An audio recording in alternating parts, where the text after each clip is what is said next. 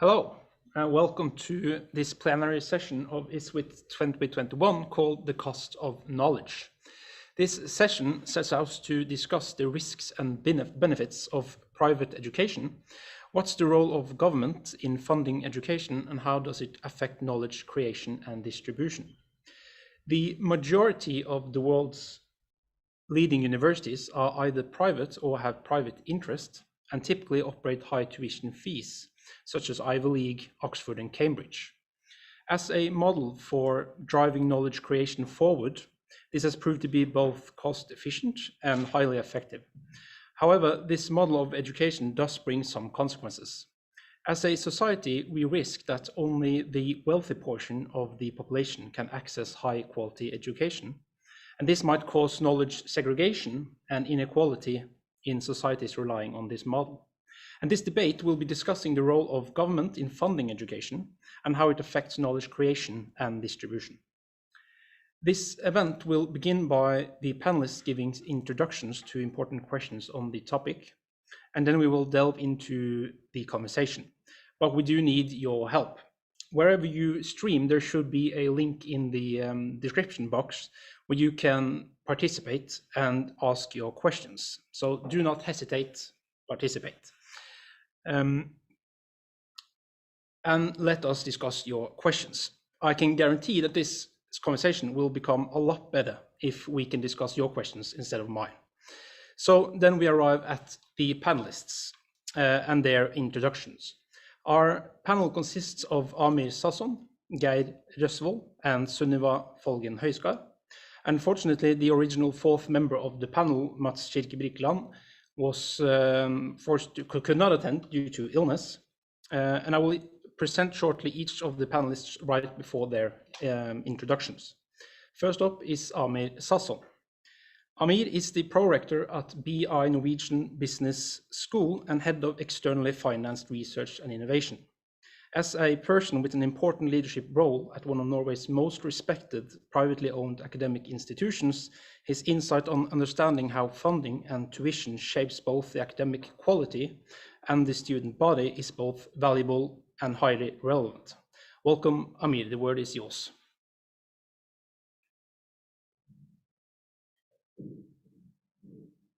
Perhaps you're muted, Amir. Thank you very much. This is the most typical thing and the most known word after Corona this year. You are muted. So therefore I will start. Do you hear me well now? You hear me well? Right? Can you just confirm that you hear me or not?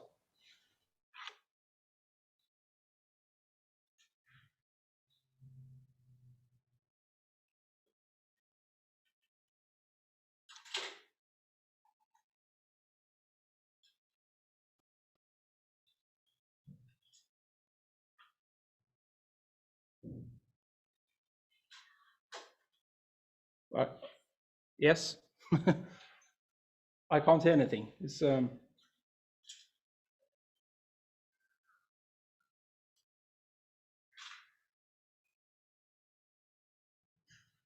think we're having some technical difficulties because I can't hear anything of the sound.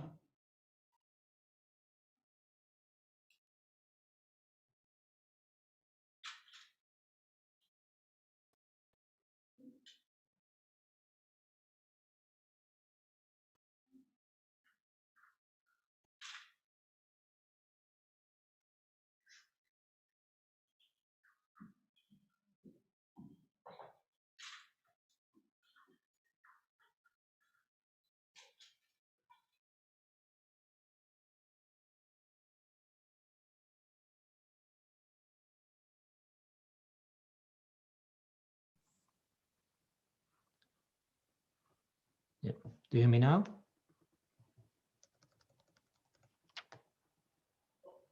Yeah, I think we lost Amir, so we should go forward and we'll try with Geir Røsvoll if he can have his introduction. I'll give him a short introduction as well.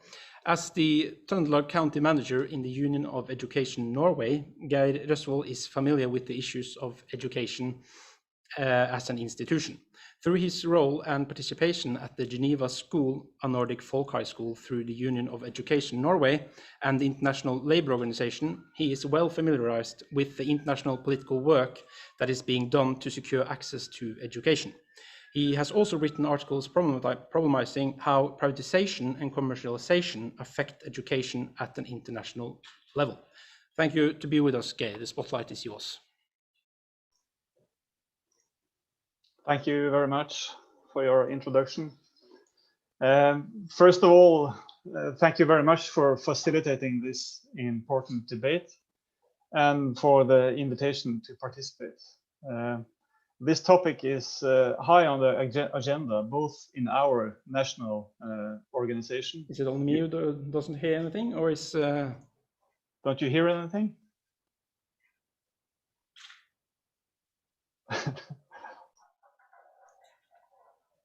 Maybe we should try Sunniva. Can I hear you? I guess not, because I've heard all the other panelists.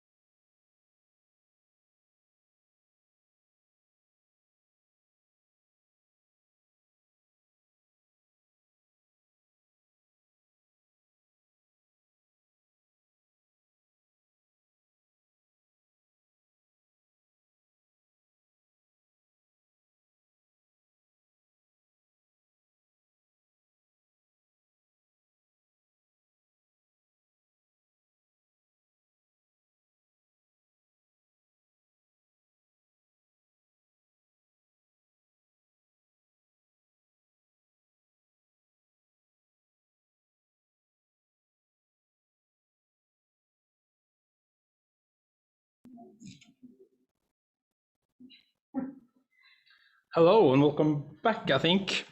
If there should be any questions about it, we've had some technical difficulties, but I think we're past that now. So I'll try to do my introduction once more. Hello and welcome to this plenary session of ISFiT 2021 called The Cost of Knowledge. This session sets out to discuss the risks and benefits of private education, what's the role of government in funding education, and how does it affect knowledge creation and its distribution. The majority of the world's leading universities are either private or have private interests and typically operate high tuition fees, such as in Ivy League, Oxford and Cambridge. As a model for driving knowledge creation forward, this has proved to be both cost efficient and highly effective. However, this model for education does bring some consequences. As a society, we risk that only the wealthy portion of the population can access high-quality education. This might cause knowledge segregation and inequality in societies relying on this model. This debate will be discussing the role of government in funding education and how it affects knowledge creation and distribution. This event will begin by the panelists giving introduction to important questions on the topic, and then we will delve into a conversation. But we obviously need your help. Wherever you stream, there should be a link in the description box where you can submit your questions, and I can guarantee that this conversation will be a lot more interesting if we get to discuss your questions instead of mine. So please do not hesitate to participate. So we arrive at our panelists and their introductions, and I'll give a short introduction once more to Amir Sasson, who will kick this all off. He is the prorector at BI Norwegian Business School and head of externally financed research and innovation. As a person with an important leadership role at one of Norway's most respected privately owned academic institutions, his insight on understanding how funding and tuition shapes both the academic quality and the student body is both valuable and highly relevant. So welcome once more, Amir. The word is yours, I hope. Thank you very much, and hopefully now everything works and we're all ready. So my name is Amir Sasson, professor and provost at BI Norwegian Business School. It's the second largest business school in Europe after Vienna, and the largest by far in Norway. It's basically the third or the fourth largest university in Norway, officially not called a university. Just let's correct, we're not private, we are a trust, right? And there's a big difference between the two. We have no shareholders, no one gets paid more than their respected salary, just to get like anyone else. No one gets a bonus, and there are no shareholders who take any dividends because we don't have shareholders. We're not owned by any industrialist or anything like that. We're here because we think knowledge is important. If knowledge was not important, we will have no role to play. So just to make sure that we are there. And now, yes, we are asking for tuition. Is it because we like to ask for tuition? No. If you can tell me tomorrow that someone else is willing to take the bill, I think BI will, all the officers will be as happy. It's much, much tougher to compete in the market year after year, year after year, in order to get students, in order to make sure that we can pay salaries for our 800 plus employees. So we are in this business because we think knowledge is important. We think society needs to have the business knowledge necessary. But let's put some numbers on the table, right? So tuition fee. Tuition fee in the most respected American universities is somewhere between 40 to 50,000 US dollars. Imperial College, UK, right? They are not that far behind. They only ask for 31,000 pounds, give and take around $35,000, $38,000. To put things into perspective, tuition at BI is currently at just 10,000 US dollars a year. Now, that's not the cost for the student, because the student doesn't pay 10,000 US dollars or somewhere around 70, 80,000 Norwegian kroners, because they get most of it as stipend and most of it and the rest as a loan that they can pay over 25 to 30 years, ending up that the students have to pay $2,000 from his or own pocket every year. So this is just put things in perspective a little bit about what we're talking about. But let's be also clear about the difference between basic knowledge and required knowledge. We many times speak at universities as the production of basic knowledge. But if you look at our teaching, who is it we actually teach? Most of the time, all universities actually try to teach required knowledge. That is what you need to know in order to contribute to society. If you look at PhDs, graduates, who may then go on the basic knowledge track, we have somewhere around 3% of the total student population taking PhD. If we look at how many who actually graduate, it gets even lower, which means somewhere around 97%, 98, 99, depends on which country you're looking at, are basically there to get what is required to be employable, have the knowledge required in order to contribute to society through employment. This is the vast majority of what we're doing. Now, because when we discuss many times about whether we're going to put money into education, we sometimes forget that there is education and there is research. And many times what we see coming from the top American universities is actually extremely top research and not necessarily top education, right? I have discussions with MIT and Harvard. I will recommend someone who wants to go to Harvard to choose one of the other 1,000 business schools, and 200 of them can provide the exact quality of education. Now, in research productivity, that's a different story, very different story. So let's just see, why do we need to have private? Yeah, private institutions are really good for the public. It's a disciplinary thing. We love being, the largest private, i.e., basically a trust in the country. Why? Because everyone looks at us and see how different we are. Let's put it into numbers. How much does it take to educate, from a society perspective, a student? Yeah, okay. Let's give you that in US dollars. The most efficient public institution who takes a student through a social science bachelor does it at the cost of around 230,000 Norwegian kroners. Make it very simple. Let's call it 23,000 US dollars. That's right. That's the public institution. BI, including tuition fee, including governmental support or any other type of support, educate the exact same student at around 11,000 US dollars or 110, 120,000 Norwegian kroners. That's what I call societal benefit. But here, to really provoke, because equality is extremely important for us at BI. Well, we are not detached from the society where we live. Equality is extremely important. We want everyone who has the right competence to start university to be able to start university, to be able to graduate and get the best job for the benefit of society. So we are really 100% behind the equality principle. And if the government would like to take the bill, I will be gladly sending the bill to the government tomorrow morning. But apparently, the government decided they want to take any other bill but ours, which is a very interesting thing. But let's now provoke a little bit, right? Why don't we give students the money and not the institutions the money? Let's flip it. Let the institution get what's called infrastructure money, so they can build the labs that are necessary and so on. That's great. And let's give students a certain money pot and let them decide where they want to study. Let them decide. Equality will be definitely protected, but then institutions will have to compete to provide the best value for money. What do we do now? We give institutions a lot of money, way too much money, which was my original argumentation about 230,000 versus 110. And then we actually prevent students from moving. Have you ever heard about a BI student who takes a course in the university, or the university take a course at BI, or vice versa? No, actually, it's easier in the US than it is in our little country called Norway. Very interesting. So why don't we, as a provocation here, give the students the right to choose where they would like to be educated. Give them the sum of money to allocate as they see fit. Totally opposite than the system we have now.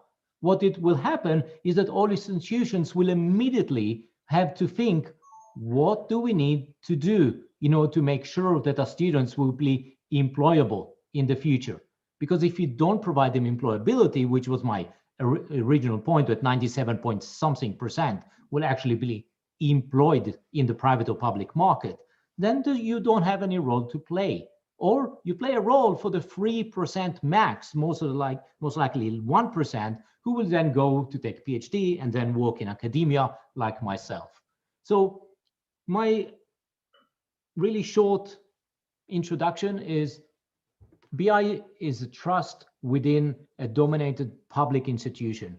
We believe in this equality. We want to allow everyone who has basically the capability to start and graduate university. But the system is basically going against this, as if private is bad. Private is not bad. Private is actually quite good, but we need to make sure that we have mechanisms that make sure that public and private work nicely together. Thank you. Thank you, Amir. Thank you for a very interesting and I think very informative introduction.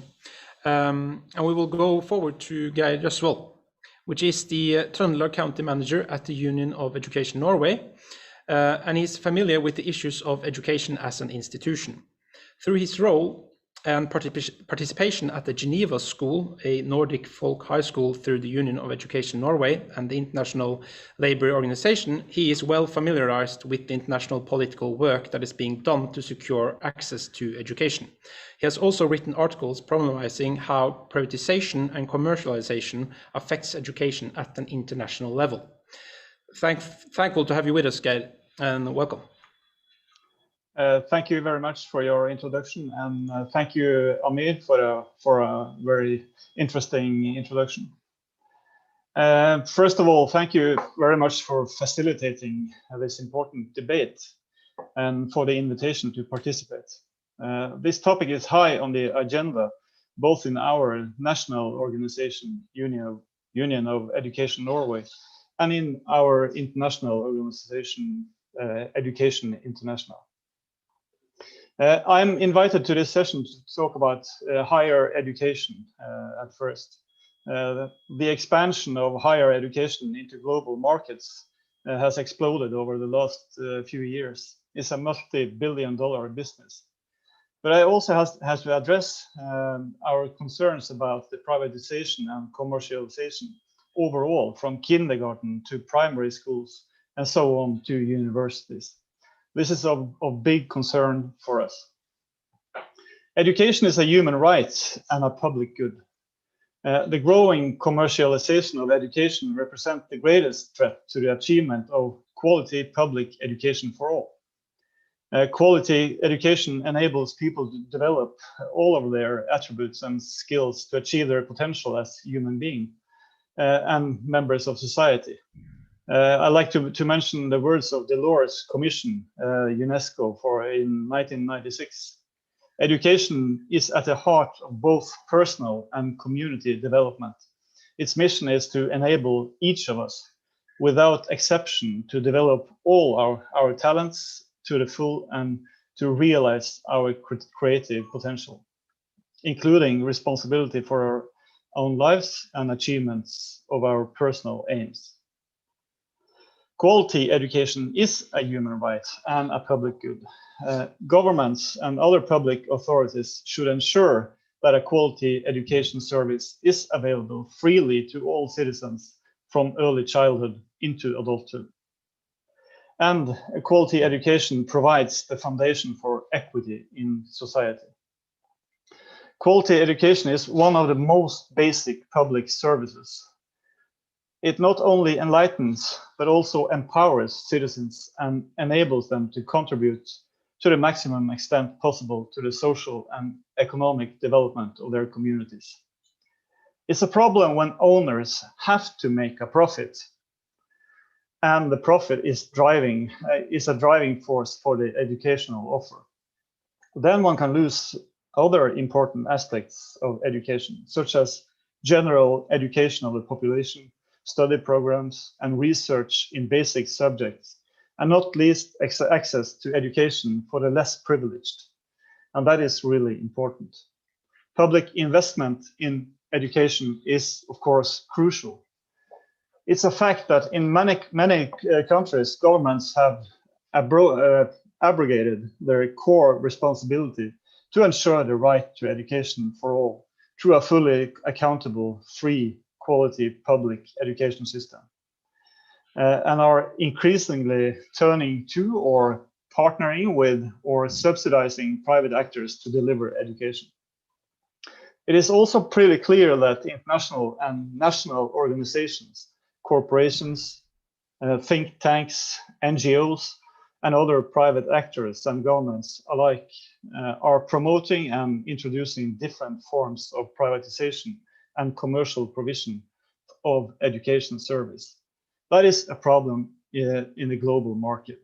We observe that education, privatization, and commercialization has created inequalities in access to and in the quality of education, particularly for the socio-economic disadvantage, and that wealth, gender, ethnic, and geographical inequalities are deepened by privatization and education, in and of education, are further marginalizing and excluding groups of access to participation in education, unfortunately, and that is the core.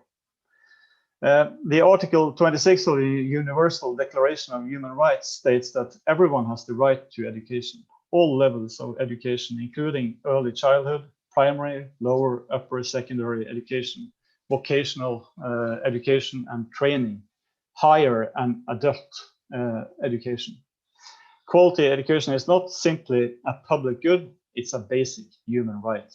The declaration recognizes education's transformative role and potential when it asserts education shall be directed to the full development of the human personality and to the strengthening and respect for human rights and fundamental freedoms.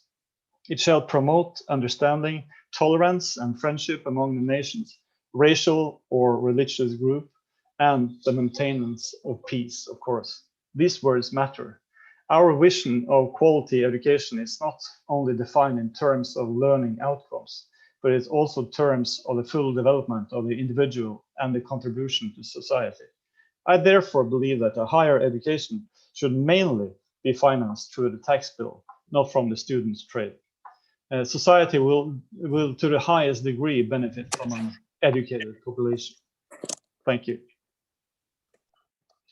Thank you so much, Geir, for another great introduction. I think I can already see the foundation for a very lively discussion here in a bit. But we go forward to the third person in our panel, which is Sunniva Folgen Høiskar. She is the current leader of SAIH, the Norwegian Students and Academics International Assistance Fund. SAIH in Norwegian is one of Norway's biggest student organizations for assistance and promotion of education. They have long worked towards opening the doors to higher education by offering scholarships and loans. And welcome, Sunniva. The stage is yours.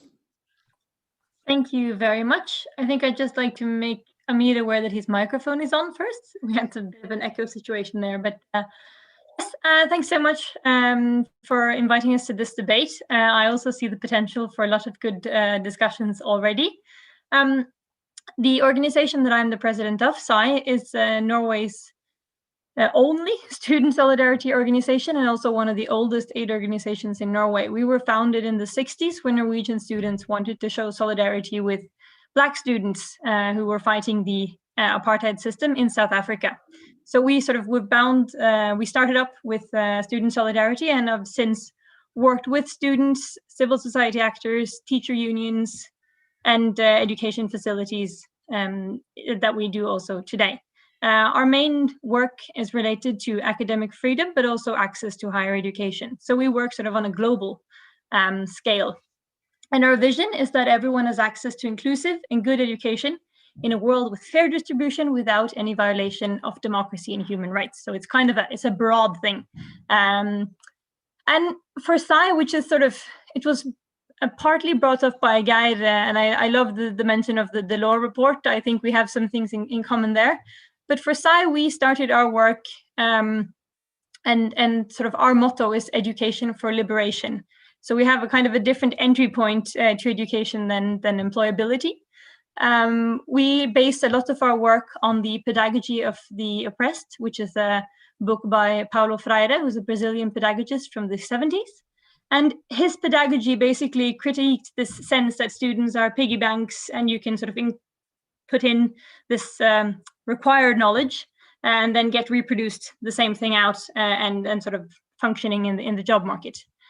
His idea was that education should be transformative and that it should equip students with the tools for critical thinking and knowledge so that they are able to identify and understand the oppressive structures around them and also then change them. So his whole point was that education is a tool for liberation, and that is also what we work, that's sort of the outset for our work. And that is both an individual goal, that every person that goes into higher education should get these tools to understand the world around them, to recognize themselves in the curriculum and in the institution, and then be able to use that knowledge both for themselves and for the better of the society. And then if higher education is able to have that function, you will have a society where higher education contributes to a lot more than simply employability.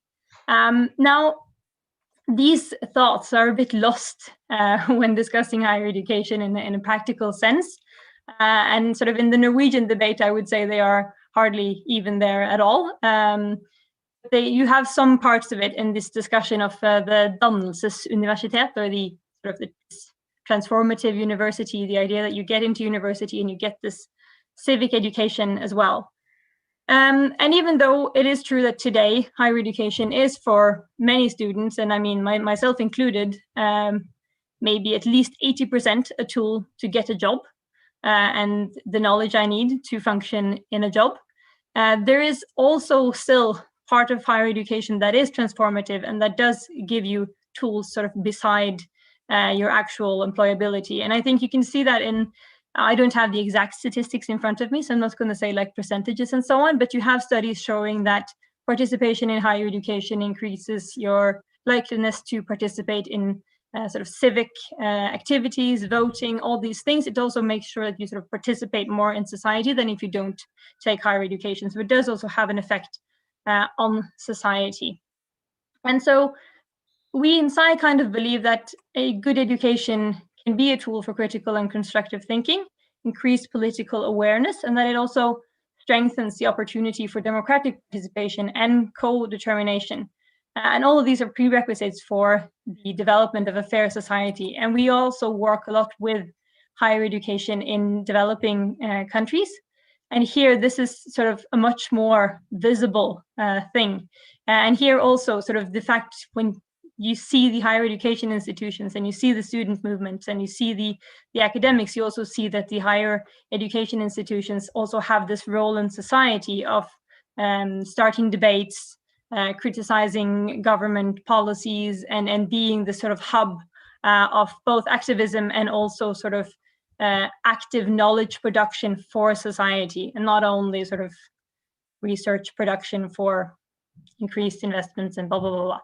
So there's sort of, it depends a lot on the way you see higher education and what needs are. And I also think that that's something we should keep in mind in the discussion, that sort of society needs many types of higher education. Society needs many types of research. We need many types of higher education systems and also types of degrees. And they also cannot all be measured in the same amount of kroner.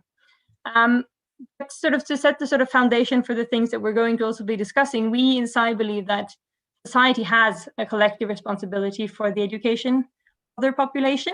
And that also means the entire population and not only sort of the majority and that's also where I would sort of say to Amir that I also agree that private isn't always bad.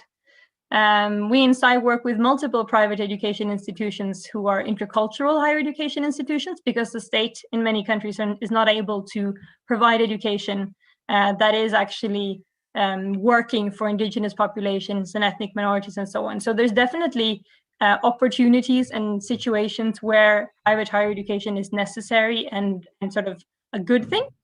But then what I would say is that one of the main issues with private, or mainly with commercial higher education, is that it has a lot of negative effects. And these effects are not felt mainly in Norway because we have a very well-regulated system. Working from sort of a developing country perspective, commercialized higher education is an extreme threat, both to sort of public budgets, but mainly also to students. So you have like a number of things that are pressing. One is tuition fees, which I guess we'll get into, which is basically blocking entrance to higher education for very many qualified and sort of good students. Another is the sort of short perspective thinking, and this is mainly also for educators, that you have short-term contracts, which in turn can sort of infringe on academic freedom in terms that you don't dare to ask a critical question because your contract is 3 months and you want it renewed, and you don't get to participate in university democracy. There's loads of negative parts into sort of long, short-term contracts. You also have this this sort of cost movement from public funds, which we see in a lot of countries, where you have loads of private institutions who are sort of soaking up all the funds through scholarship schemes and so on. And then they are not regulated, so that money actually doesn't go back to the students. And then you have public institutions that are not adequately funded, where the remainder of the students end up. So you have sort of all these different things that the non-regulated system, which the world basically is, and you don't have to look much further than to the UK before these issues start to arise. There are huge issues with the commercialization of higher education that is at the risk of both students, society, and also important issues such as academic freedom and critical thinking in education. So yeah, I guess I'll start with that, and I think we have a lot to discuss. Absolutely, thank you so much. And I just mention once more that the fourth person in the panel, Mats, was unfortunately not able to join us due to illness. And I think you all talked a little bit in your introductions about the purpose of education. You said a little bit about it, I think all of you. But Amir, could you try to restate what you think is the purpose of education? I mean, there are at least two different purposes, right? One is education in order to create new knowledge over time, right? So that's kind of the basic knowledge argumentation that we had. We want to educate, and then it's not necessarily the best, but it's the most creative, right, that come with new knowledge, and therefore we can move society ahead, right? So that's kind of the old news of knowledge for the sake of knowledge. That's great, and we're all behind it. That's why we educate PhDs. That's why we educate the best, to be creative. So that's number one. Number two, education is really to tell people to be able to know what is going on, whether it's the physics system or whether it's the business system, that's irrelevant. But the vast majority of students are there in order to learn certain systems, right? And it's a mathematical system, or is how to do business, or is a sociology, i.e. society system, and you learn that system. And I totally agree with Sunniva, and part of knowing the system is knowing how you can change the system and how you fit or don't fit into that system. So I think there we're 100% in agreement. When I use the word employability, I don't mean getting your first job, right? The major thing is basically that what you have is demanded out there, i.e. you can put it into use for the benefit of society. And there'll be nothing that makes me more happy when one of my students start a new firm rather than get a job, right? So they create their own, whether it's a for-profit or a social element, that for me, it's just the same, but they're going to go and change society. Whether someone who's going to benefit from it at the end of the day, it's going to be customer or customer plus shareholders. I do not get involved in that. If they change society, I've done my job as an educator. So that's, for me, I'm 100% behind basic knowledge, but the vast majority, let's be honest, is something that people need in order to transform society. Right, what I mean, employability in the wider sense, Sunniva. And I think I also totally agree with Geir. The only thing that I disagree on the fact that it's quality education for all. I mean, that's what I stated very clearly. The only thing that I disagree is that they use the word public quality education, right? There I disagree. It's for the public, 100%, but it doesn't need to be a public institution owned by the state. It may just be an NGO, right? As we see in many other countries, right? If we take away, the Norwegian example, in many other countries, Sunniva was mentioning, we have NGOs who take the education because the government cannot support. Now, what is the stable equilibrium over time? Time will tell. but there is definitely a role to play for NGOs and non-for-profit. And there, I think I agree 100% with Geir. So Geir, it would seem that at least I may think you're agreeing. Do you agree, Geir? Yeah, I think I agree. I think I don't know if BI is representative in the way in my introduction. I don't think it's a commercial school like we see in international schools for profit. That is quite a different thing, really. So as Amir said, you need to have systems in your countries. We have a system in our country, so everyone can achieve to go to the BI. But everyone can't achieve to go to an expensive university in, for example, Morocco or somewhere else, where the problems, the societies are not so well functioning. And on that point, we discussed a little bit about what is the purpose of education. And we say it's also to create knowledge, of course, the theme of this festival. And one of the questions we got from the audience is that many private American universities, such as the Ivy League, provide education with very small class size and world-class professors. Can public education work to offer that? I think there lies a challenge there, because if truly one of the purpose of education is to drive education forward, wouldn't a public system not capable of offering that kind of world-class professors, small classes, actually hold back development? I don't know if maybe Sunniva or Geir would like to comment. Sunniva?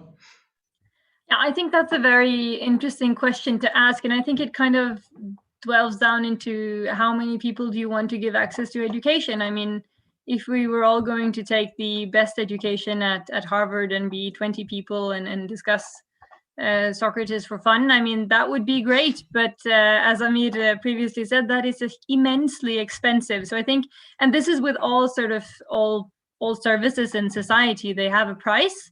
And so you have to decide, do you want more people to have access to education, or do you want a few people to have access to that kind of education? And I mean, the best thing in the world would be if everyone could have access to that kind of education, but that is a bill that no one's willing to pay. And today the issue is that in many, especially from my context, in many developing countries, that's the tendency that we're seeing with this privatization. In countries such as Colombia, for example, where you have now almost 70% of higher education institutions are private, and I mean, most of them are just rubbish universities, and they're basically exploiting students, and it's a mess.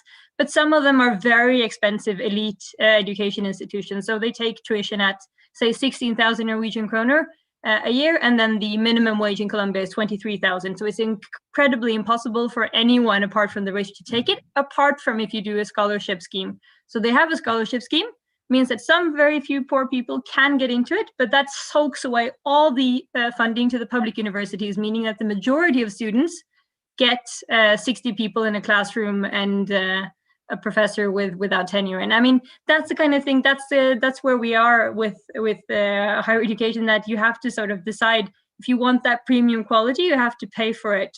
And that is extremely expensive. And I think for me, we should have the goal, of course, that everyone gets the most quality that we're able to, but I wouldn't sort of sacrifice the majority of students for the very few students. I don't think that's a very good priority. I mean, that's a question of priority. Would you even say that for the discussion, if you say that actually would hold development back, would you still say that we don't have those frontier pushing? I mean, I'm glad we have some frontier pushing universities, especially in terms of research.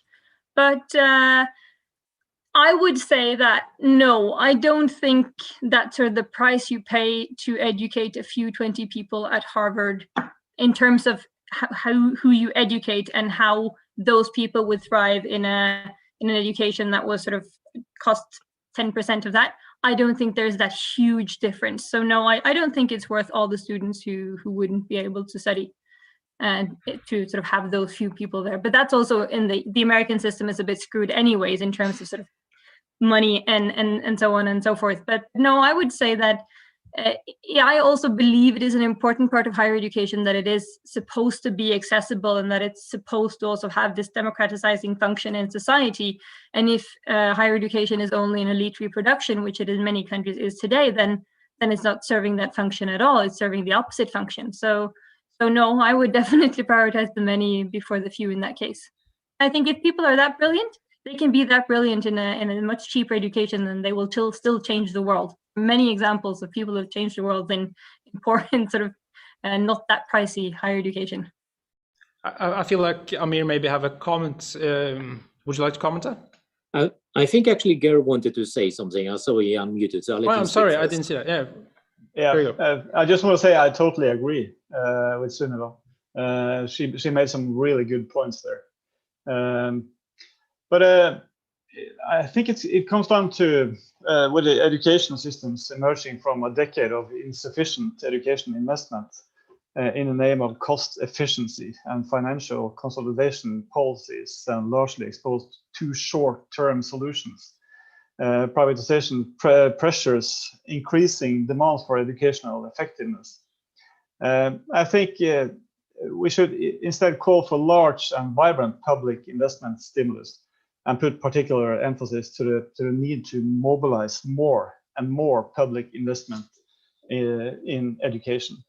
And when I say public, Amir got, I don't think he was provoked, but I look upon BI as a public school. Sorry. Yeah, that's fine. That's fine. Because in Norway, we all these systems are in place. You can't compare that to the examples that Sunniva just mentioned. Oh yeah, definitely, Geir. I totally agree. If we go to Phoenix University, right, the online one, and those basically pure commercial universities, I think we are 100% in agreement. I'm totally happy that I don't need to provide a 10% return on investment every year to the non-existent shareholders. But here is something we need to think anew. To what extent should we export the mechanisms that we have developed here? Right? We know that in every culture, mechanism cannot be directly downloaded from one culture to the other. But some of the principles that we have developed in Norway and Scandinavia are quite applicable to other countries. To what extent will it be useful to exclude commercialization education and basically make them to be trust, right? NGOs rather than commercial profit institutions. To what extent can you outlaw or at least exclude to a large extent short-term contracts? And as you know very well, it's illegal for me to do short-term contract. It's kind of funny in Norway. Public institution can do short-term contract to renewable, we cannot, right? So some of those principles that we have developed are really strong in taking care of students, taking care of employees, and of course, making sure that as many as possible with the right competences and capabilities get education. And my thinking is that we've always been shy in exporting some of the things that we actually do well, and we should not be so shy about and try to get it out, because we have a great system that we can always criticize, but it works really, really well. And we always spend time on that kind of 10% improvement, but 90%, it's actually a great system. Sunniva, would you like to comment? Yeah, no, I thought that was a bit funny because my organization a couple of years back actually did exactly that. We did a campaign towards NORAD, or the Minister of Development, on actually exporting the ideas behind Lånekassa, so the Norwegian Educational State Loan Fund. Basically because of exactly this these are mechanisms that are quite universal and quite functional, and especially the idea, some of the ideas behind Lånekassa, where you're actually sort of enabling the not necessarily abolishment in other countries, but to have low tuition fees, so that also students who cannot sort of find 200,000 in their back pockets, even on a good day, so that they have the ability to actually enter education, and also that you have some sense of pay for living fees and so on. So we actually did that. That's actually a pilot program which is in function right now. They're testing it out this year. Of course, Corona has delayed everything a bit, but that is something that's being tested, sort of exporting and checking out some of those mechanisms, whether they could work in other higher education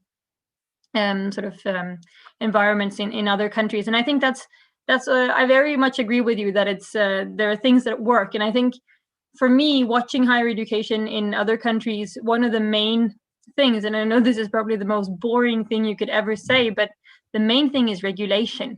And it's not only regulation in terms of sort of contracts and you have to have this and this and you have to have this very long law that we have, but you have to have some enforcement of what is quality education and what is education. And you have to have that in a sense that it also is available to students, because you have millions of students every year now being exploited by institutions that are not accredited, that have no there's no significance behind their diplomas, and they're paying billions in tuition fees for non-existent universities. And some of these universities are good enough to be accredited by all means. There's a lot of backlog in the accreditation agencies all over the world. So for example, in countries such as Indonesia, who has a lot of good higher education institutions, three-fourths are not accredited. So that means that all the students who go out of those higher education institutions and who have paid a lot, their diplomas aren't really worth anything. And that's a major issue. And that's also the issue that makes it possible to have these, like in Colombia, they call them garage universities. So it's basically any corporation can buy, as long as you have a physical plot. And I mean, now with Corona, you probably don't even have to have a plot. You can say that you're a higher education institution and you can make students pay tuition to go to your education institutions. And it's basically a scam. And these scams really, they function really well. And in many developing countries. And you also have a diverse range of also actual corporations from the West who are sort of exporting very easy, non-quality higher education models that they're just setting up in different developing countries.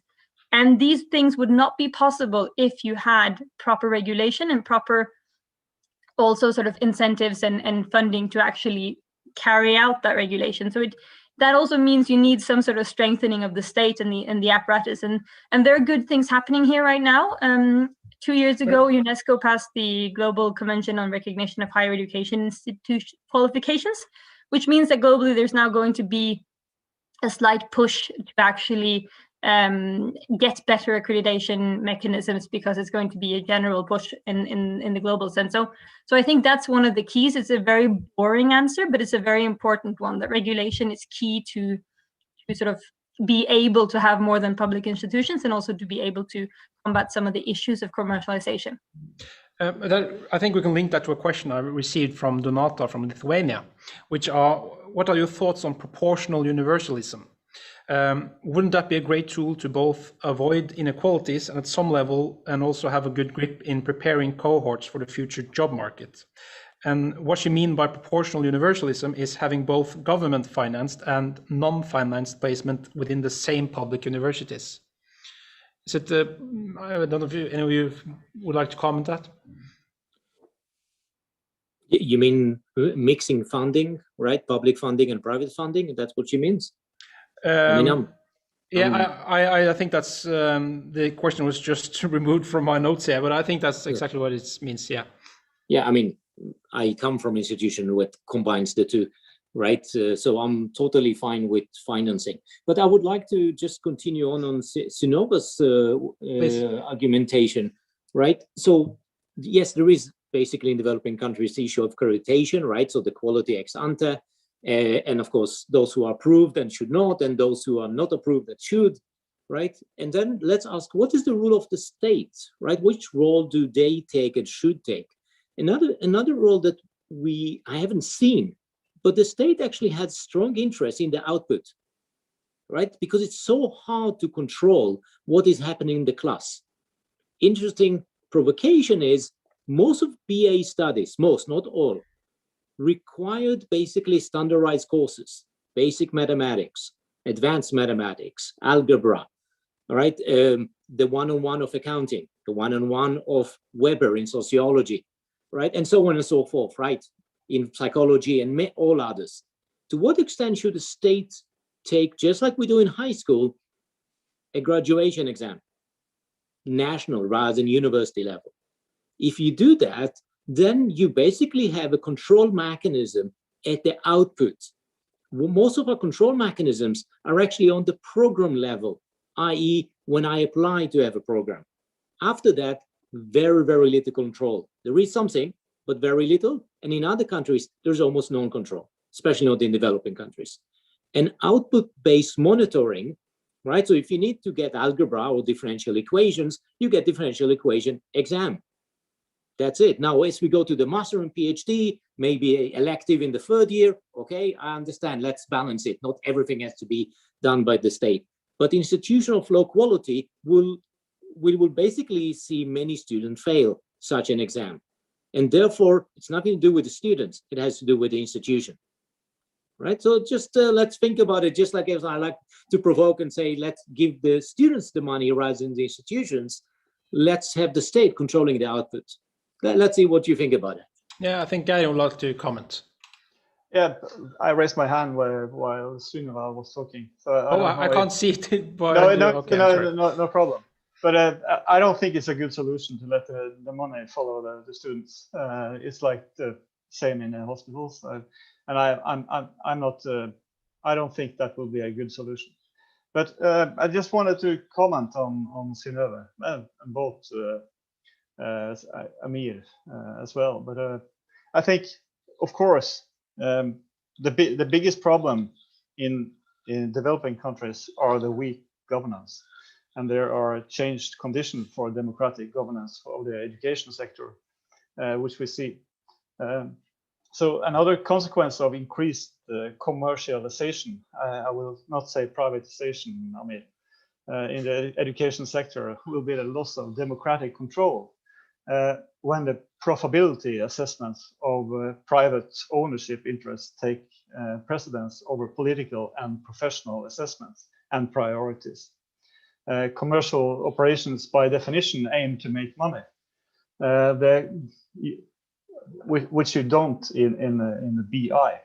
But the considerations and assessment that form the basis for commercial operation will therefore gradually be able to influence the content of the education in a system where economic arguments outweigh the academic ones, such as shift as a result of the influence of private interests on education can only be counteracted through extreme detailed management from a central level of priorities and efforts.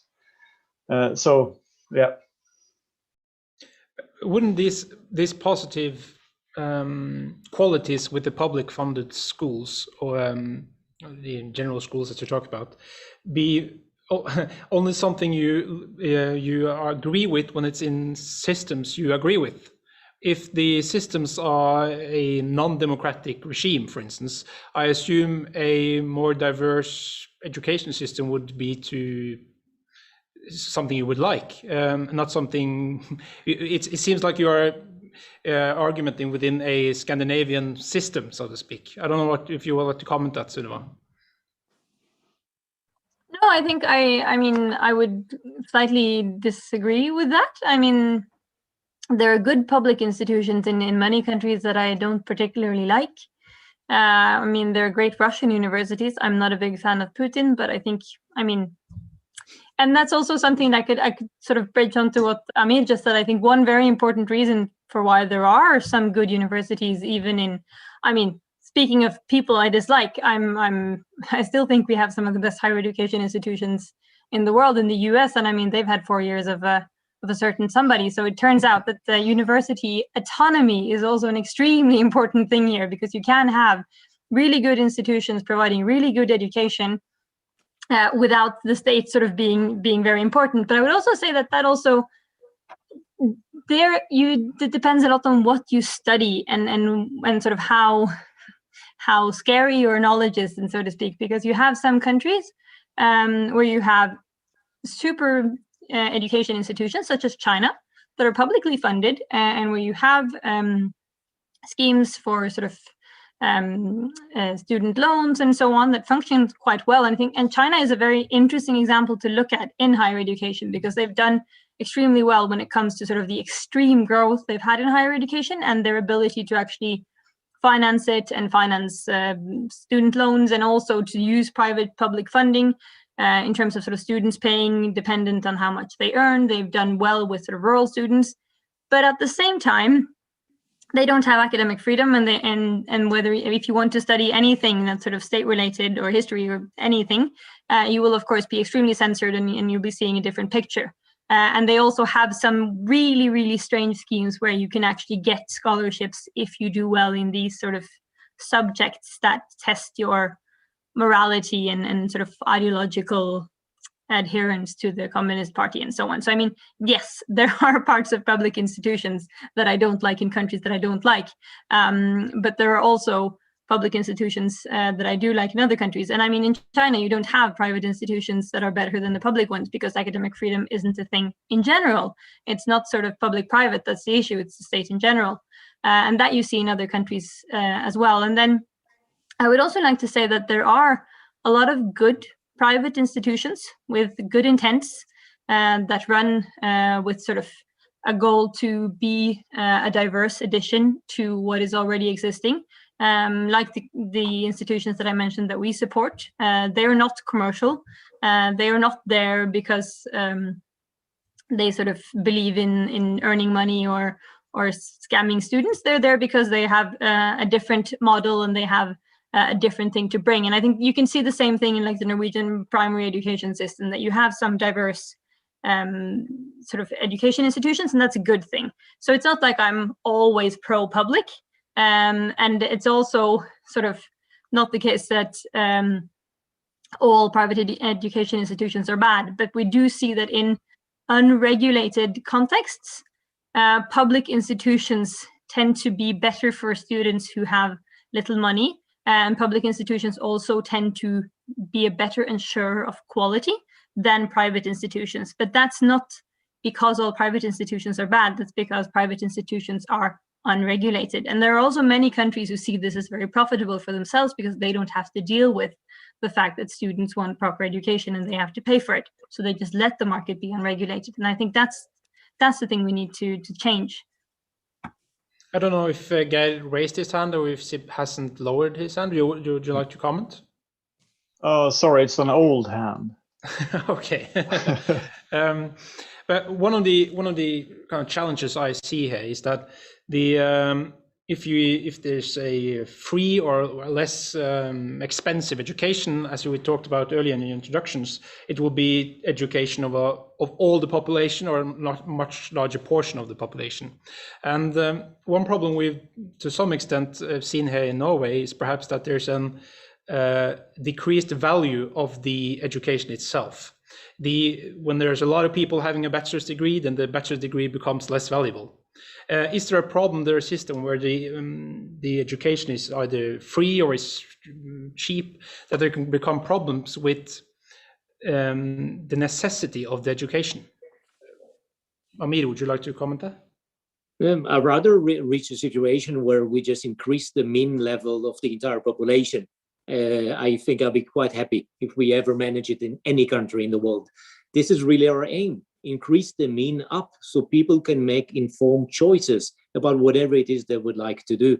So I don't see that as the biggest problem, but I also understand that, yes, there is a supply and demand at the end of the day, right? So we don't want to educate 100,000 sociologists in Norway, right? Or let's say, 7% of the population, of the students' population to be educated in sociology, because most likely they will find it difficult to contribute to society.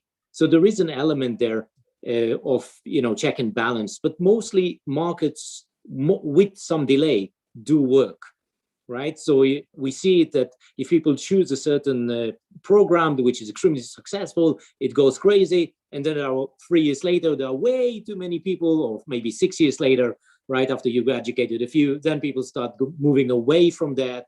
So it kind of goes up and down, and it regulates itself in the long run. So I'm not that afraid of that. I rather focus on increasing the mean as my assignment in life, if you like, as an educator. Please. And Sunniva with the comments. No, I think ideally that you would sort of not have an issue with too many people taking higher education, or the sort of the mean level being an issue. But I think also in terms of what we're seeing in society with the demand in the labor market, but also the demands to actually be able to sort of participate in the democracy. I think if you look at politics 40 years ago, normal people could actually maybe understand parts of the state budget. There's no normal person today who can understand the state budget. So that means that sort of in order to stay on board with the way society is working, the job market is working, and even the public sector, I mean, it's difficult even without a bachelor's degree to get your support from NAV these days, because everything is very, very sort of, you need a lot of prior knowledge and you need a lot of understanding and skills in order to actually function in society. So I think it's something that we'll see increase. But then in other contexts, I do agree that it's an issue because it's become sort of, you need a degree in order to have a job, no matter what the degree is. And I have one interesting example, which is basically just really sad, which is we work in Myanmar, which is a country where higher education has been defunded for years, and where also higher education institutions, because of their very central role in democracy building and also the student activism, have been closed down for months and years and so on, and that sort of backlog has never been sort of addressed. So basically, public higher education in Myanmar today, in many cases, is completely rubbish. But it's all you have, because you don't have private higher education institutions, and in many parts of the country, it's the only thing that's available. So we support some intercultural higher education institutions that are now only NGOs offering courses, but in time they want to be universities. But they have a lot of students there who do their courses and also do a degree at the public university. And when I met them a couple of years ago, what they told me was that, yes, we have a degree from the university because we need that to get a job, but we go here to actually learn something. And you have that in many countries. You have sort of this need to go through a program to have a certificate to be able to get a job, but no one will actually ever use what you learned. And in many cases, the many higher education opportunities offer such low quality that the only thing that's actually worth anything is that paper of diploma. So that's also something that sort of needs to be addressed, that when you have this idea that everyone has to have a degree to get a job, you have to actually use that degree, and you have to actually make sure that that degree has some quality. And so you're not just pushing people through 3 years of nothing, which you do in many countries. Do you want to add another comment, Amir? You know, we just call it signaling effect in economics, right? It's someone got a Nobel Prize for that one, right? Signal in markets. So yeah, definitely, and that's what was my point, that in order to secure that the signal actually worth something, you may want to do monitoring of the output, but not just of the input, right? Because yeah, you go to Harvard and you get a degree. Great, you got your MBA from Harvard. What does that actually mean? Are you better than someone who got an MBA from INSEAD? Are you better someone who got the MBA from Tsinghua in China? Let me doubt it, okay? But the signaling effect is much stronger, right? Had you taken your MBA at Harvard. So that's why I'm actually arguing. Let's try to monitor collectively the output. It will reduce that signaling effect that Sunniva just mentioned. I think we can couple a question from the audience on that one, which is actually addressed to you, Amir, which you mentioned the connection between research institutions and universities in your introduction. Should these be decoupled? He mentioned Harvard excels at research, but he would recommend a student to apply to one of the hundreds of different business schools. Yes, definitely. Yes, I mean, Harvard provides great education, right? Teaching, let's call it teaching, right? So when we say education, sometimes we think it's research. So they provide great education. There's no problem with that, but it does not fall short from the top 100 or top 200 schools, right? Anywhere else, right? Not just Scandinavia, not just London, right? Many other places that provide really good education. Don't forget, most of our new hires are actually educated in the US, right? So they know the systems and they go and teach everywhere else. We send our best to take postdoc in the US and they come back. So you have this dissemination of knowledge quite a lot. So why is it that someone, because they're a great researcher and they got this amazing job at Harvard or at MIT, does that mean that they are the best educators ever?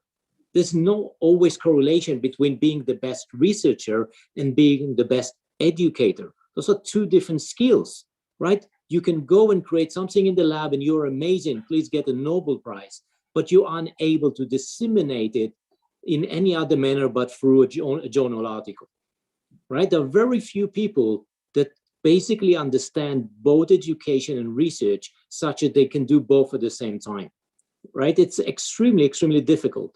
When we find those people, they're amazing. Go and get your education there. But those are not, that's not the average researcher and not the average educator. The average educator is specialized basically in educating. They do knowledge creation, but on a lower level than the Nobel Prize winners and the related, and vice versa is also true. So my thinking is that don't choose where you get educated because of the level of research they do, unless you really want to contribute to basic knowledge. If that's your aim, yes, go and get to the best research institution ever, because you're going to find those who really work on the newest thing, the most provocative, the most contemporary issues, right? And for that, by the way, it doesn't need to be MIT. Let's take the institution where you are from, right? NTNU, right? Basically, you're really good in very few things, really, really good. And I will suggest any student from around the globe to check what you're really good at and go and study what that subject in your institution. And the same goes to many other institutions. Go and find what they're really good at. But that's because you want to do research. When you want to get engineering education, there are hundreds of universities provide you more or less the same quality of engineering education. I think you can switch the focus a little bit. We talked earlier about the tuitions and the funding and the financing. And you said in the introduction, among other things, Amir, that you think the general cost of your education is lower than in other education systems, for instance. And if we look at the American system, which is often a frightening way to start a sentence, but if we look at the American system, the cost of college has increased, I think it was 25% the last decade or something like that. Yeah. Don't quote me on it. And there is also orders of magnitude since the 50s. But has actually the education become 25% better the last 10 years? Or has it become magnitudes of order better the last 50 years? I don't know if I would try to give it to you, Geir, if it's possible to comment on that. What's your viewpoint here? Do we actually, does the cost to diminishing degree actually represent the education?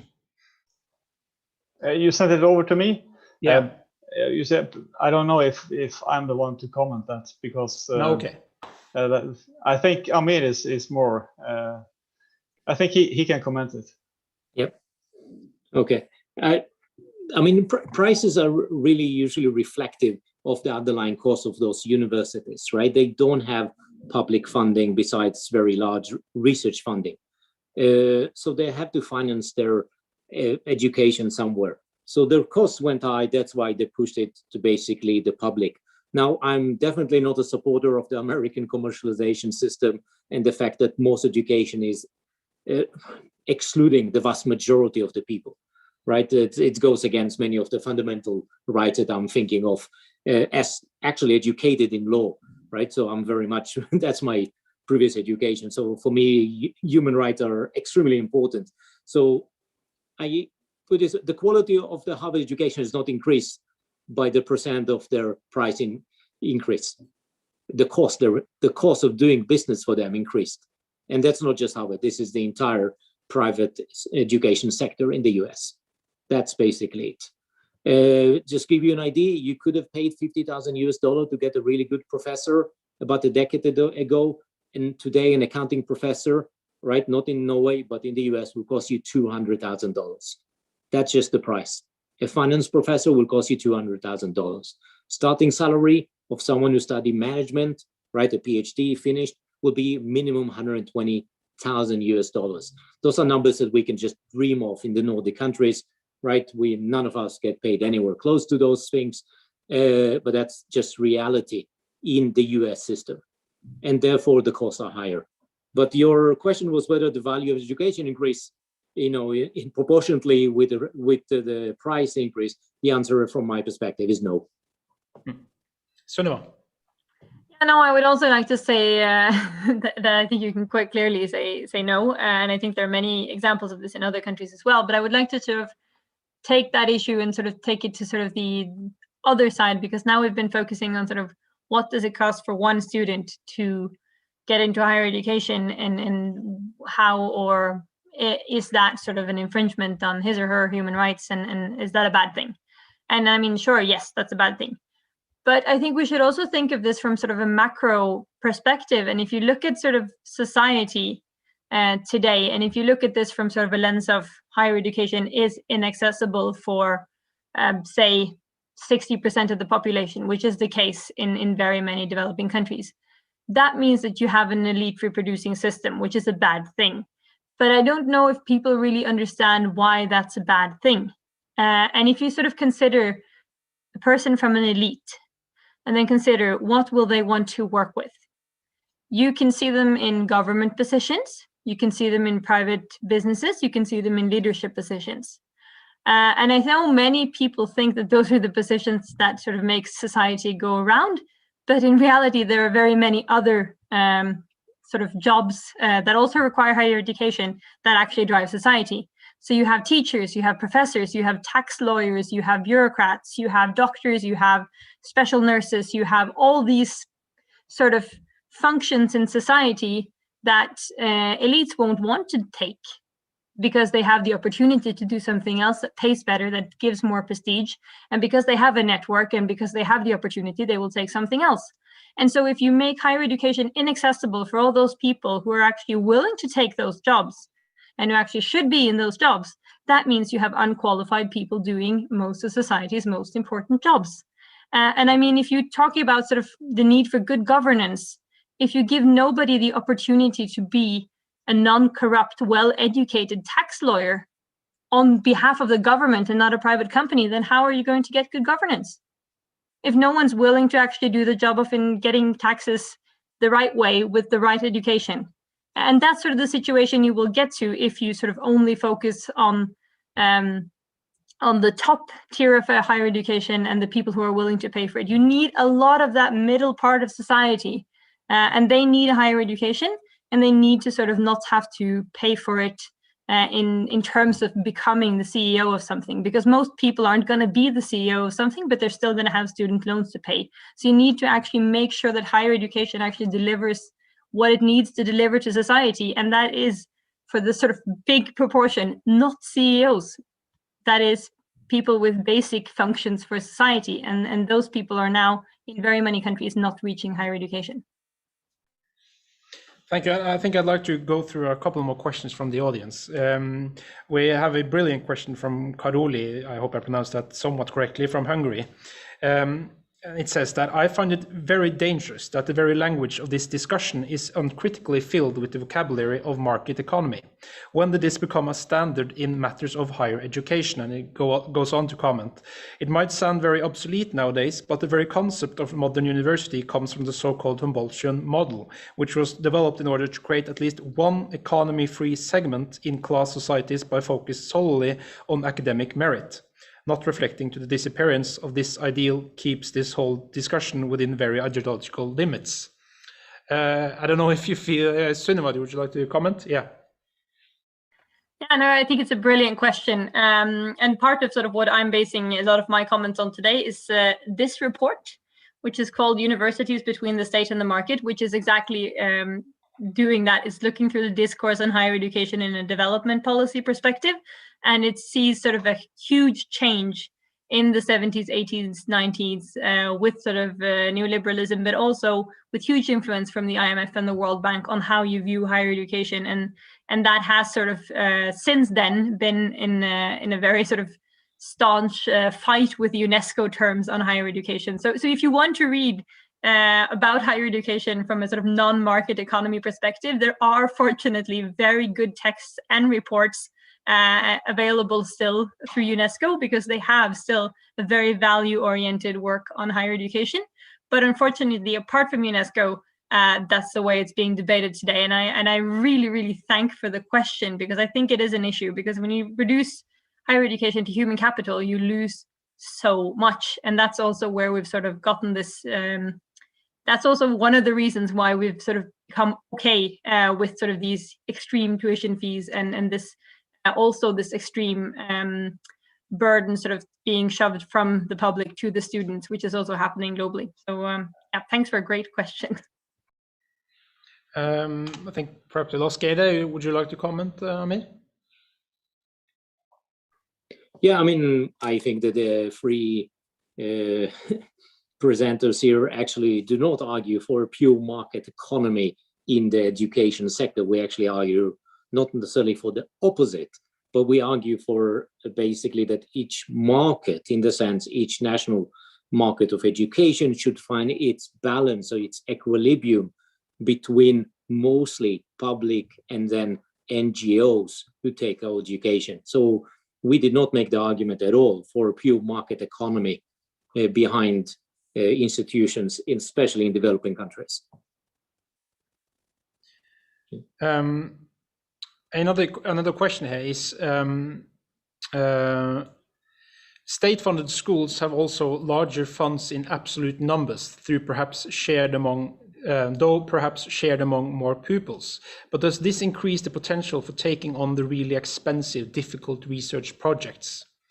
I think another way to state it is, will private schools research to a larger degree be aimed by the money it gets, so to speak, that it won't take on the medicines that are for a very rare, very small disease, but the large universities maybe will. Would you like to comment, Sunniva, or is it not? I can comment. I think I don't think it's a sort of straight answer. I think it's possible to do huge research projects both as a private and a public firm, and I think it's possible to have research projects that are good and sort of sort of that get to good results and do sort of transformative things with both public and private funding. But I do believe that you need a core funding that is public, because there are parts of research that there will sort of not be incentives to research that are very important. And I think also that there's a debate that needs to be had internationally and also in Norway at some point about sort of what kind of clauses can you add to research agreements, because there's happening a lot of very, very dodgy things when it comes to research funding that's very much infringing on academic freedom. We haven't really seen it that badly in Norway, as far as I know, but I mean, in these cases, you often don't know. But we have had one issue with some fishery research, as far as I remember, and then there's also been some scrutiny into the Equinor agreements of the different universities, just to make sure that sort of the actual funding doesn't curb the results or have any influence on what is concluded with, but also how available the research is. And this is something that we see in the US, where you have tons of research being done that never reaches the public because it doesn't get the conclusion that was paid for. And though it doesn't necessarily give another conclusion, it doesn't sort of give a fake conclusion that's what was paid for, you also don't get the research that actually says something bad about whoever funded the research. And that's a debate that should be very much more vibrant. And there needs to be some activism in place, because it's a very, very scary tendency when you can fund research and then decide whether it should be published or not. That's not a world we want. Yeah.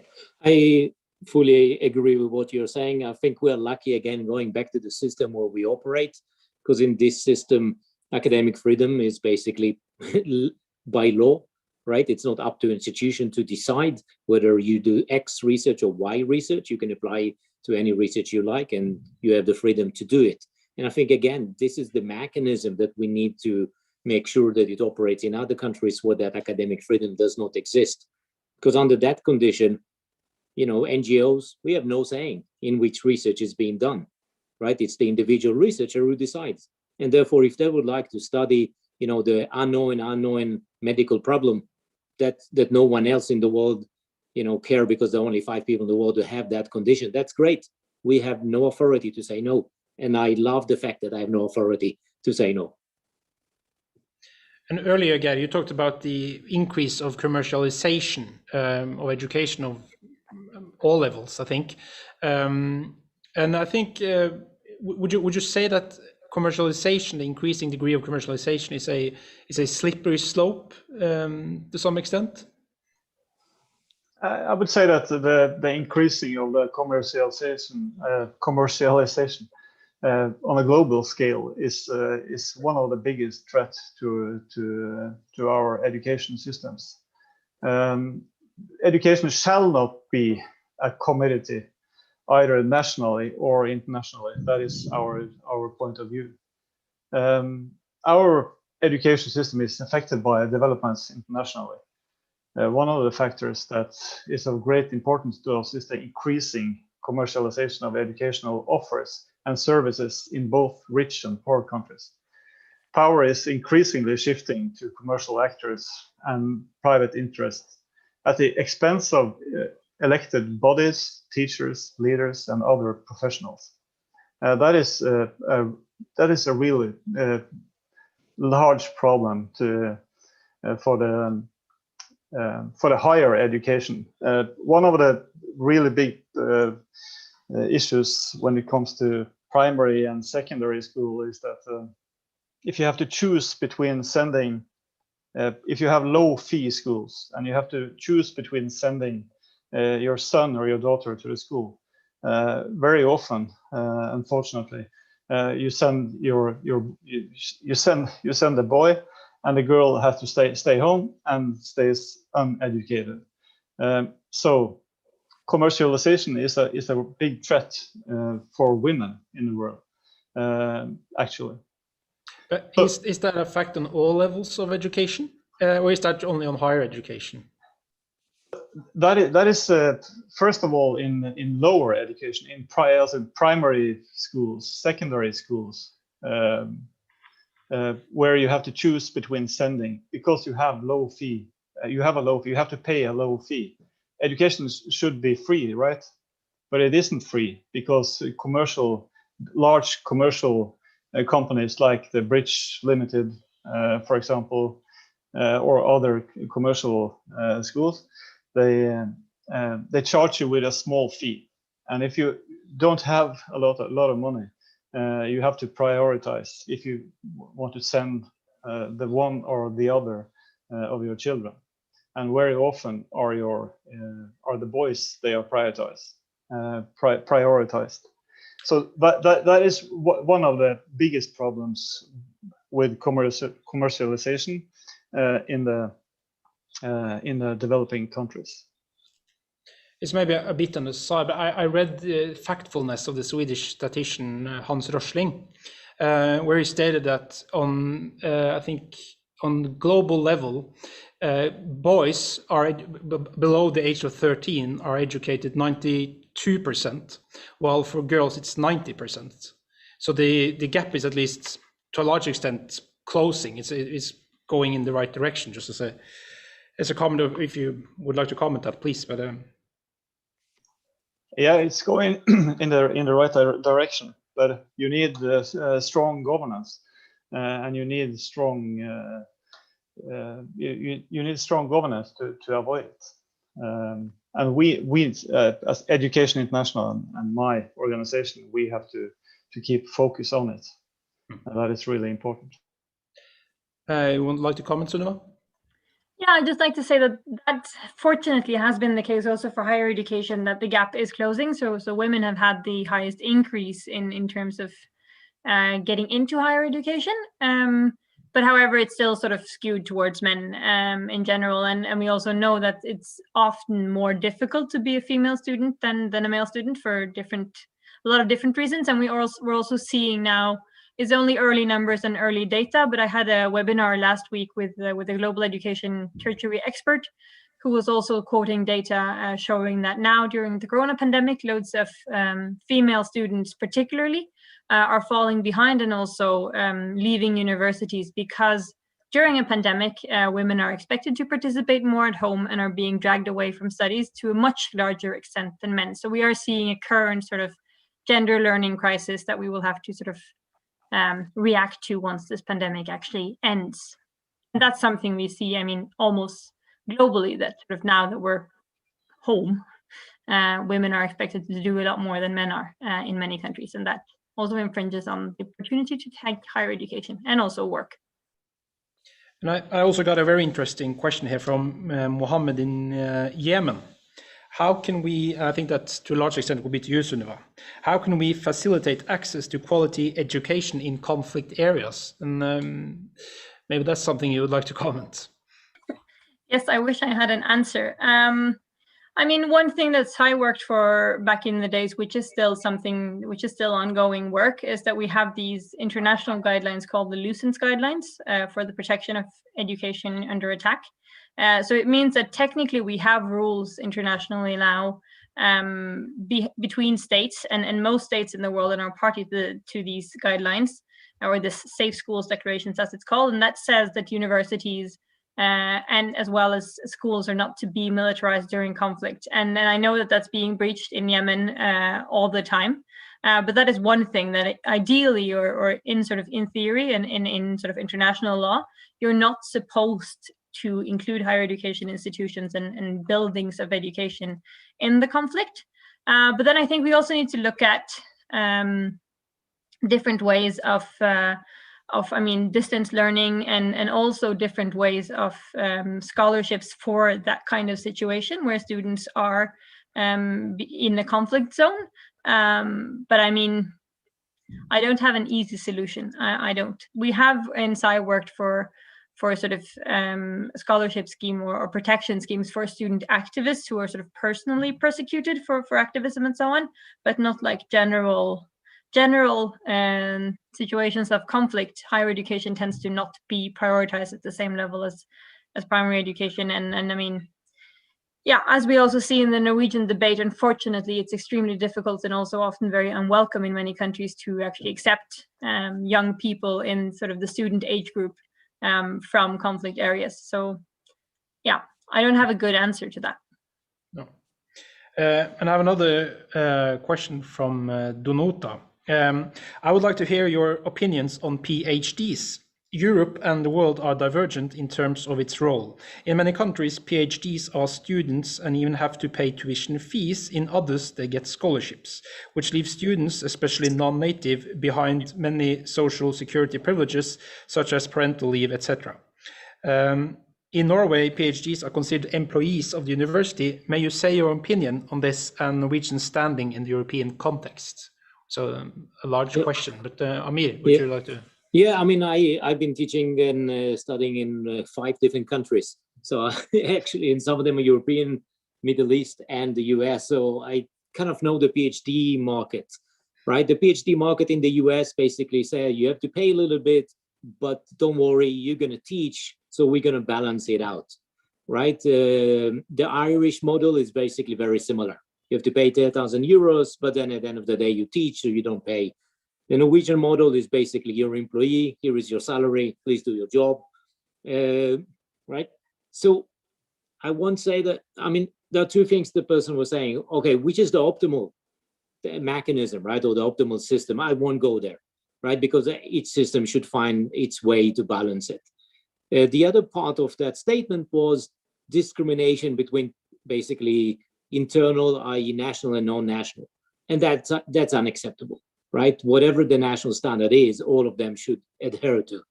Now, I will not tell someone whether they should pay salary whilst they are PhDs. PhD in Norway is a 4-year thing. It's 2 years in the UK. It's 3 years in other countries, right? So there's no real one answer for it. But I think let's do with the discrimination. That's, I'm sure Geir will agree, that's not something that we can support, and that's something we should work on. The fact that discrimination will be eliminated, but the mechanism should be done by national states, the one that fits them best. We're starting to get to our ending here, but I would like to be a little bit philosophical before we end. And the reason I pose this question is, one part because I'm interested in hearing your answers, and also because I think it's a fun way to think about this. In John Rawls' theory about justice and equality, he formulates a thought experiment which is called the veil of ignorance. And the thought experiment is as follows. Imagine waking up from a deep, deep slumber out in outer space, and you have absolutely no recollection of who you are. You do not know if you are rich or if you are poor. You do not know if you are strong or if you are weak, clever or if you're less talented. As the spaceship approaches a new planet, you have to choose which type of society you want to live in. The problem is that you don't know which position you will have in this group or this society you pick. And in these societies, there are a few large differences. Some have slavery, some are equal, and so on. So to paraphrase the ending of that thought experiment, would you choose a system with higher education mainly state-funded, or a education system mainly privately funded? I think I'd like to start with Amir, I think. Okay, I think the answer will be basically Tversky, right? What's your risk level? How much are you willing to lose, right? This is how we make decisions, right? How much are you willing to lose? And here, basically what you're saying is that we have high standard deviation, right? According to your expected personal return, right? Here is your risk level coming in. If you're a risk taker, you're probably going to go to a system where it has a lot of private into it, right? If you're not a risk taker, right, then you think you're going to have a lot to lose, you're going to go to basically a situation where Gini is basically at its minimum, i.e. no standard deviation, right? So I think that would be my answer, is that really depends on your decision-making characteristics. But if you try to look at everyone as a society, on average, we are risk averse, therefore we will probably go into a Gini coefficient, which is very low, which is a Scandinavian model. Okay, thank you. And Geir? Yeah, I'm not insecure. I'm pretty sure I would say the public funding, and I would have asked a question: how are you working with sustainable goals for 2030? At the same time, as I said that I would like to prefer the public funding, because that is a really big issue right now, and what we should have talked about, how to solve and how to work with the sustainable goals for 2030, and the NT and you are working really good, and Trondheim as well, working really good with the goals. Thank you. And Sunniva? No, I mean, I would go for the mainly publicly funded model, but I would also sort of give a little sort of caveat saying depends on sort of where and when, because as we've been through, publicly funded can be quite different in different contexts. But I would definitely say publicly funded. I would choose that also because even though if I was a risk taker, and even though I might have a better education if I went for the fully private, and I mean I could have a super prestigious PhD at Harvard, which I will never do, I still would prefer to have an education where I know that everyone else had the same opportunities and where I might meet people who are not exactly the same as me, and you don't get that in the elite institutions. So yeah, I choose the publicly funded one. And then you also get a lot more student activism when you have stuff that are publicly funded, because people aren't all career based. But I think then I'll allow a closing comment, since I was so philosophical, and I think when Geir mentions SDGs, which I think is very important, I think it would be amiss to not at least give them a chance to talk about it. So if we do a closing comment before we end off, maybe you could start. We could go the other way around, so Geir can really get ready. If Sunniva, if you start with closing comments. No, I think I would like to thank all of the other panelists for an interesting discussion. I think this is really important to actually lift these debates also to sort of a principle level.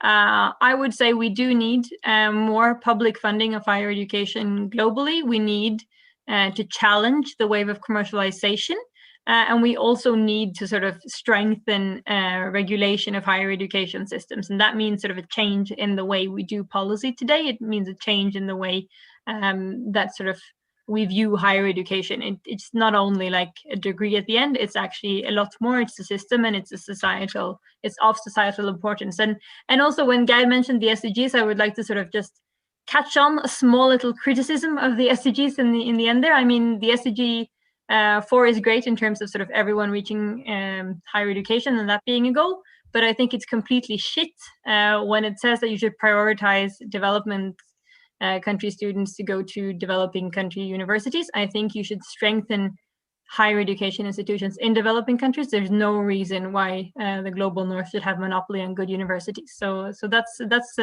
my take to the audience. We need to strengthen higher education everywhere, not just here. Thank you. Amir?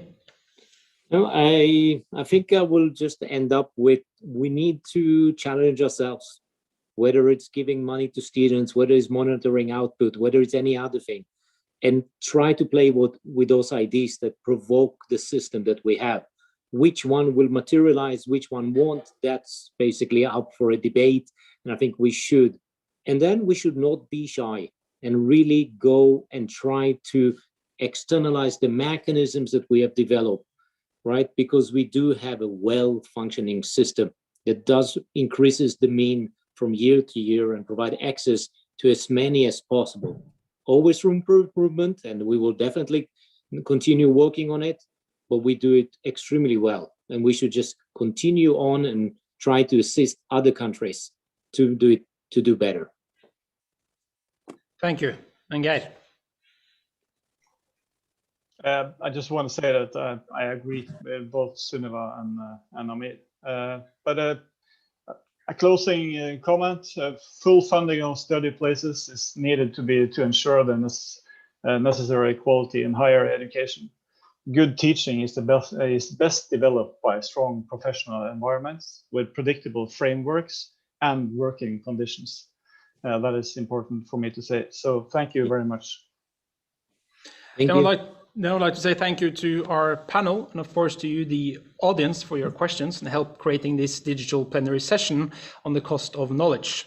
We would also like to thank some of the groups here at Studentersamfunnet in Trondheim which has worked on this, which are among others Videokomiteen, Forsterkerkomiteen, Fotogjengen, Regi, Vertskapet and Sikring. And we wish you a good knowledge creating night. Thank you. All right. Goodbye.